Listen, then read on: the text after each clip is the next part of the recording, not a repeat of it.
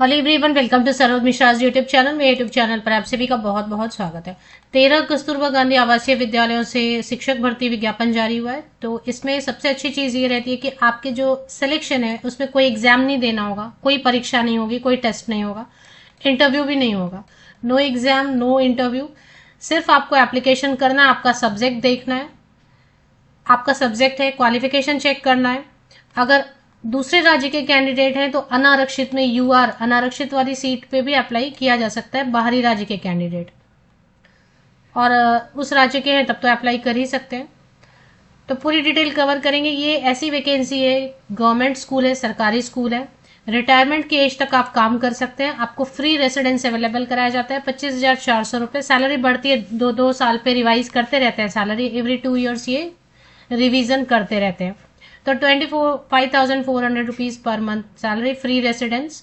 Meals पहले free होते थे, अभी पता नहीं मुझे, रूल्स चेंज होते रहते हैं। एग्जाम नहीं देना, आपको इंटरव्यू नहीं देना, इजी सिलेक्शन है। अप्लाई कीजिए। अगर लिस्ट आ जाते हैं, लिस्ट में नाम आ जाता है तो आपको सिर्फ डॉक्यूमेंट वेरिफिकेशन के बाद ज्वाइनिंग लेटर मिल जाती है। 1 ईयर के कॉन्ट्रैक्ट पे रखते हैं और इसी कॉन्ट्रैक्ट को वो 60 ईयर्स के एज तक कंटिन्यू करते जाते हैं। परमानेंट वैकेंसीज यहाँ कभी भी नहीं आती हैं, तो परमानेंट होने का कोई चांस नहीं है, लेकिन आपको निकालते भी नहीं है। वो 1 साल प्लस 1 साल, नेक्स्ट ईयर, फिर नेक्स्ट ईयर प्लस 1 ईयर करके वो आपके कॉन्ट्रैक्ट को 60 साल की एज तक या रिटायरमेंट की एज तक कंटिन्यू कर सकते हैं। तो यहाँ पे आप देखेंगे 13 कस्तूरबा गांधी आवासीय विद्यालय। अब 13 में सारे सीट्स खाली नहीं होते, ऐसा नहीं कि 13 लिखा तो मतलब कि बहुत सारे कैंडिडेट तो पहले से काम कर रहे हैं। कुछ कैंडिडेट जिनका परमानेंट जॉब हो जाता है या जिनके फैमिली ट्रांसफर हो जाता है या बीमारी की वजह से छोड़ देते हैं, तो वो कुछ सीट खाली, फिर भी ठीक है, नंबर ऑफ वैकेंसीज ओके है। तो सबसे पहले पूर्णकालिक जहाँ पे भी लिखा है वो फुल टाइम टीचर रहेगा, आपको वहीं रहना होगा। आप लीव्स लेके हॉलीडेज में जा सकते हैं, घर लीव्स लेके अपनी छुट्टियां लेके जा सकते हैं।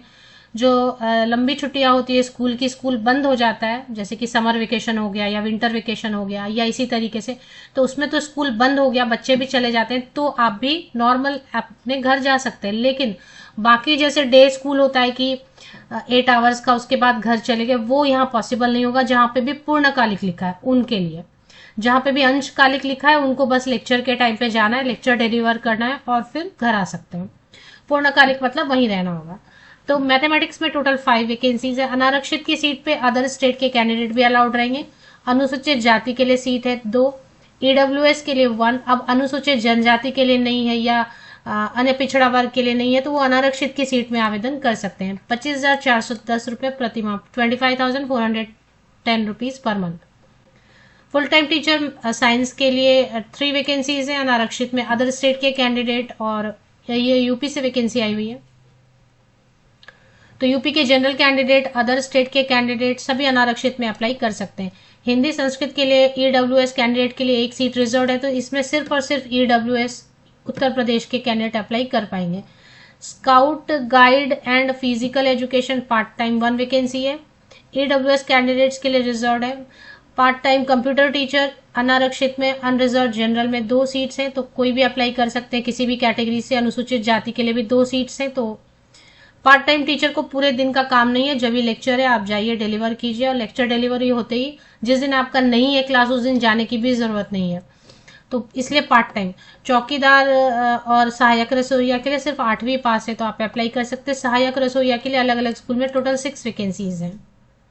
नोटिफिकेशन अमेठी से आई हुई है, हालांकि बहुत जगह से वैकेंसीज आई हुई, बहुत जगह से वैकेंसीज आई हुई। मैंने एक वीडियो अलग से बनाया है जिसमें कि 10 या ऐसे ही कुछ, एक मैं आपको दिखा देती हूँ।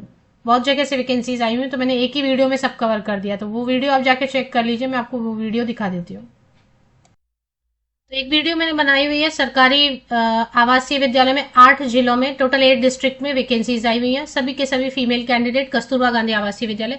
5 डेज पहले ऐसा थंबनेल आपको दिख रहा है। आप कस्तूरबा गांधी आवासीय विद्यालय में यूपी में अप्लाई करना चाहते हैं, आपका सब्जेक्ट चेक करना है, कौन कौन से 8 डिस्ट्रिक्ट में वैकेंसीज आई हुई है। ये जो है ना 5 दिन पहले मैंने बनाया हुआ है, तो ये जाके चेक कर सकते हैं। और अभी तो अमेठी से आई हुई है वैकेंसीज। इसके लिए आपको सिर्फ जो है ना गूगल पे टाइप करना है अमेठी वेबसाइट जैसे आप गूगल पे टाइप करते हैं तो गूगल आपको सजेस्ट करता है amethi.nic.in। अगर कोई और लिंक दिख रहा है तो उस पर क्लिक मत कीजिए, amethi.nic.in ही दिखता है, ऐसा ही सेम दिखता है, तभी आपको अप्लाई इस पर क्लिक करना है। कई बार कुछ एरर वाले जो साइट्स हैं ना वो ऊपर आ जाते हैं, तो उस पर क्लिक मत करिए। तो district Amethi government of Uttar Pradesh, इस पर एक बार क्लिक कर लेते हैं। चलिए इस पर वेबसाइट पे चलते हैं। डिस्ट्रिक्ट जिला अमेठी, डिस्ट्रिक्ट अमेठी, इसके ऑफिशियल वेबसाइट पे आप आते हैं, नीचे थोड़ा स्क्रॉल डाउन करेंगे, व्हाट्स न्यू में यहाँ पे वेकेंट पोस्ट इन कस्तूरबा गांधी आवासीय विद्यालय, इस पे एक बार क्लिक कर लेते हैं। इसी में एडवर्टीजमेंट भी है और ये व्यू फाइल पे आप क्लिक करेंगे, इसी में विज्ञापन भी दिया रहता है ऊपर के साइड में, और नीचे के साइड में जो है ना आवेदन प्रपत्र एप्लीकेशन फॉर्मेट भी दिया रहता है। तो ये हो गया। अब इस पे जैसे ही आपने क्लिक किया तो आपको ये मिल जाता है एडवर्टीजमेंट। इसमें आप चेक कर लेते हैं कि क्वालिफिकेशन क्या है, लास्ट डेट क्या है, कैसे अप्लाई करना है। लास्ट डेट बता रहे 24 जैन है, बहुत ज़्यादा टाइम नहीं है। आपको अभी क्या करना होगा कि स्पीड पोस्ट से ही भेजना होगा। एड्रेस दिया हुआ है इन्होंने, इसमें पंजीकृत डाक बोले बट स्पीड पोस्ट से भी भेज सकते हैं। कार्यालय जिला बेसिक शिक्षा अधिकारी, सेठा रोड निकट ये आरटीओ ऑफिस, गौरीगंज जनपद अमेठी। और अगर पिन वगैरह दिया है तो अच्छा है, पिन कोड दिया है 227409, इस पर आपको भेज देना है। फॉर्म को डाउनलोड कर लेना है, फिल कर लेना है, फिल करके उसकी फोटो कॉपीज लगानी है। 10th 12th graduation, post graduation, BEd, CTET जो भी है आपके पास, यूपी टेट है जो भी है, तो वो सब photo copy, passing certificate, marksheet सब आपको लगाने हैं, सीक्वेंस में लगाना है। और इसके अलावा कुछ और चीजें भी बोलते हैं कई बार, तो वो भी चेक कर लेना है और उसको भेज देना है दिए गए एड्रेस पे।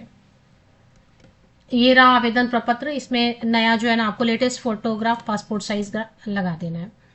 12 मंथ्स के लिए करना है। एंड इसमें अभ्यर्थी के आवेदन पत्र के साथ निर्धारित स्थान पर पासपोर्ट साइज फोटोग्राफ तो आप लगाएंगे ही, उस पर आपके सिग्नेचर होनी चाहिए पासपोर्ट साइज फोटोग्राफ पे।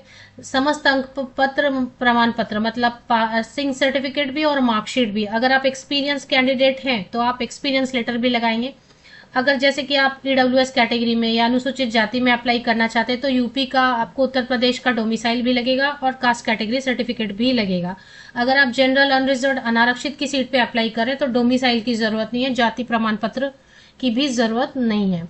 इसमें फिर इसके साथ में 2 एनवेलप और आपको मेन एनवेलप के अंदर रखना है। उस 2 एनवेलप पे आपको अपना एड्रेस लिखना है, क्योंकि आपको इनवाइट करेंगे ना। अगर आपका सिलेक्शन हो गया, न्यूज़पेपर में वो पूरी लिस्ट आती है, न्यूज़पेपर आप तक नहीं पहुंचा, फिर वो ब्लॉक ऑफिस में भी पेस्ट करते हैं कि ये कैंडिडेट शॉर्टलिस्ट हुए हैं। आप ब्लॉक ऑफिस भी जाके नहीं देख पाए, आपको पता ही नहीं चला कब ब्लॉक ऑफिस पे पेस्ट हुआ, तो क्या होगा, जो शॉर्टलिस्टेड सेलेक्टेड कैंडिडेट हैं उनको जो आपने एड्रेस लिखा हुआ, अपना एड्रेस लिखा हुआ एनवेलप भेजा है ना, उसी एनवेलप से आपको कॉल लेटर जाएगा कि डॉक्यूमेंट वेरिफिकेशन के लिए आपको बुलाया गया है। फिर डॉक्यूमेंट वेरिफिकेशन के बाद फिर एक और कॉल लेटर जाएगा कि आपको ज्वाइनिंग के लिए बुलाया गया है।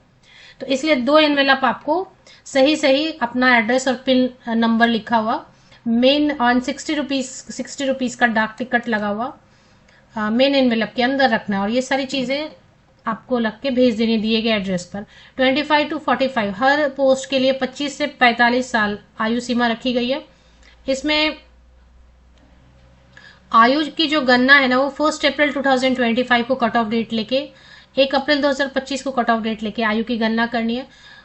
जो पूर्णकालिक टीचर है उसके लिए आपको ग्रेजुएशन होना है, जैसे मैथमेटिक्स में तो PCM physics chemistry maths combination से ग्रेजुएट होना है। यूपी टेट या फिर सीटेट पेपर 2 चलेगा, बीएड या एलटी भी चलेगा। साइंस में आपको जेडबीसी, जूलॉजी, बॉटनी, केमिस्ट्री कॉम्बिनेशन से ग्रेजुएट होना है, बीएड या एलटी चलेगा। यूपी टेट पेपर 2 या फिर सीटेट पेपर 2 चलेगा। हिंदी संस्कृत के लिए आपको इसमें हिंदी संस्कृत में एक सीट है ना, अनारक्षित के लिए भी है। इसमें आपको ग्रेजुएशन में हिंदी एंड संस्कृत दोनों सब्जेक्ट पढ़ा हुआ होना चाहिए। मेन सब्जेक्ट कुछ भी हो, लेकिन ग्रेजुएशन में हिंदी एंड संस्कृत दोनों पढ़ा हुआ होना चाहिए। बीएड और डरने का कुछ भी नहीं है। वहाँ पे बच्चे जो है ना, अभी तो उनको बेसिक कम्युनिकेशन भी नहीं प्रॉपर आता रहता है, क्योंकि काफी जो है ना रिमोट एरिया से बच्चे आते हैं, वो वहाँ के जो अपना लोकल लैंग्वेज बोल रहे होते हैं, तो हिंदी अभी उनको सिखाना होता है। संस्कृत तो बिल्कुल समझ लो कि बेसिक भी थोड़ा संस्कृत आ गया तो चलेगा। तो बीएड या एलटी चलेगा, यूपी टेट पेपर 2 या फिर CTET paper 2। Physical education teacher के लिए पार्ट टाइम स्काउट गाइड के लिए बीपेड या सीपेड या डीपेड कुछ भी चलेगा। पार्ट टाइम कंप्यूटर टीचर के लिए आप देख लो, बहुत सारा ऑप्शन दिया हुआ है। इसमें आई थिंक बीएड नहीं मांग रहे हैं फिलहाल, हाँ मांग रहे हैं बीएड या एलटी, लेकिन सीटेट नहीं मांग रहे हैं। पीजीडीसीए चलेगा, बीसीए, बीएससी कंप्यूटर साइंस, या फिर किसी भी सब्जेक्ट से ग्रेजुएशन के बाद बहुत लोग डोएक से करते हैं ना, ओ लेवल या ए लेवल, वो भी चलेगा। तो आई होप सब इन्फॉर्मेशन मैंने कवर कर दी है। उसके बाद